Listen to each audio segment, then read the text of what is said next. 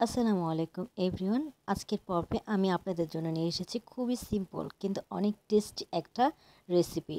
সেটা হচ্ছে কুমড়ো দিয়ে ডিম ভুনা।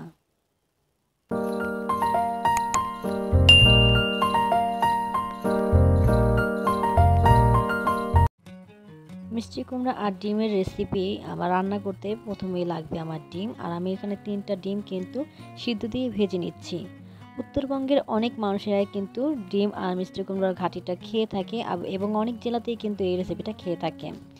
আমাদের জেলাতেও কিন্তু এই রেসিপিটা অনেক খাওয়া হয়। আর এখন আমি এই ডিমটা ভেজে নিচ্ছি। ভেজে নেওয়ার পর আমি পরবর্তী স্টেপে চলে যাচ্ছি।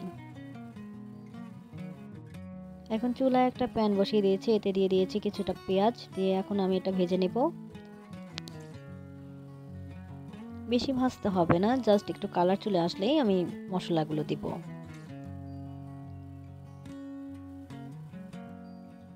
আমার পেঁয়াজ ভাজা হয়ে গেছে। এখন আমি এর মধ্যে আধা চা চামচ আদা বাটা, আধা চা চামচ রসুন বাটা দিয়ে এখন আবার একটু ভেজে নিচ্ছি যতক্ষণ পর্যন্ত না আদা রসুনের গন্ধটা চলে যায়। দিয়ে দিচ্ছি একটা টমেটো কুচি। টমেটো কুচি দিলে কিন্তু ঝোলটা বেশ মজার হয় এবং কালারটাও কিন্তু সুন্দর হয়। আর দিয়ে দিলাম একটু পানি যাতে দ্রুত সফট হয়ে আসে। এখন দিয়ে দেবো 1 চা চামচ হলুদের গুঁড়ো, আর এখানে দিয়ে দিচ্ছি উচ্চ 1 চা চামচ মরিচের গুঁড়ো, দিয়ে দিচ্ছি জিরা গুঁড়ো 1 চা চামচ আর ধনিয়া সামান্য একটু দিয়ে আমি এটা নেড়েচেড়ে ভেজে নিচ্ছি। একটু পানি দিয়ে দিচ্ছি যাতে ভালো করে একটু কষানো হয়।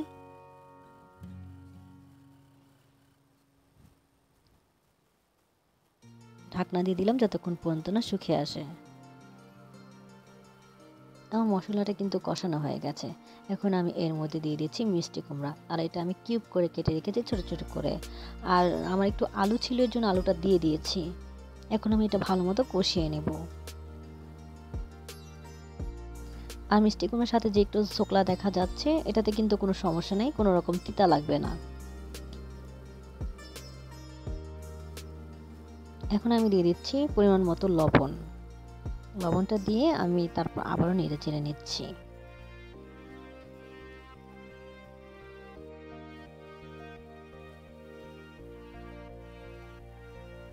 আমার কিন্তু এটা কষানো হয়ে গেছে। এর মধ্যে দেখতে পাচ্ছেন অনেকটা সফট হয়ে এসেছে।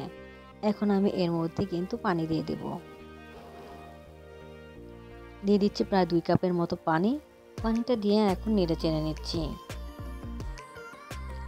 আমি এরই মধ্যে কিন্তু দিয়ে দেব ডিম।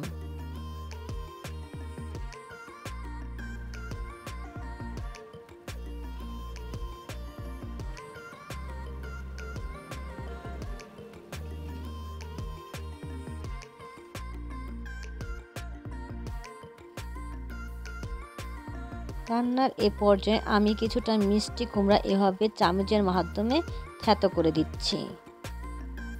যারা আমার চ্যানেলটি আজকে প্রথমবার ভিডিওটি দেখছেন তাদেরকে রিকোয়েস্ট করব প্লিজ আমার চ্যানেলটি সাবস্ক্রাইব করে দিন, আর লাইক কমেন্ট শেয়ার করে পাশে থাকবেন। যদি আমার রান্নাটি ভালো লাগে তাহলে অবশ্যই ফ্রেন্ডস অ্যান্ড ফ্যামিলির সাথে শেয়ার করবেন।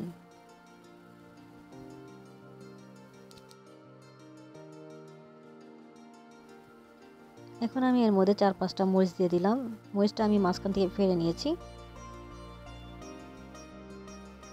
আমি এখন এই নাড়ুনির সাহায্যে আরও একটু এটা গলিয়ে দিচ্ছি, কারণ এটা একদম ডালের মতো থাকবে, একদম গাঢ়, যেমন ডাল চচ্চড়ি করি ওরকম একটু ঘন ঘন থাকবে। এটা কিন্তু খেতে খুব মজা লাগে। আর দিয়ে দিয়েছি ধনিয়া পাতা। আর আমার ঝোলটা কম হয়ে গিয়েছে, আমি পরবর্তীতে কিন্তু ফুটন্তে একটু গরম পানি দিয়ে ঝোলটা একটু বাড়িয়ে নেব।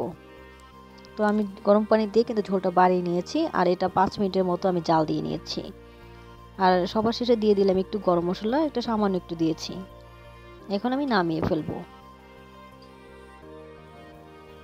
তো আশা করি আজকে আমার এই রান্নাটা আপনাদের কাছে ভালো লেগেছে। আর ভালো লেগে থাকলে অবশ্যই আমার চ্যানেলটি সাবস্ক্রাইব করবেন যদি নতুন হয়ে থাকেন।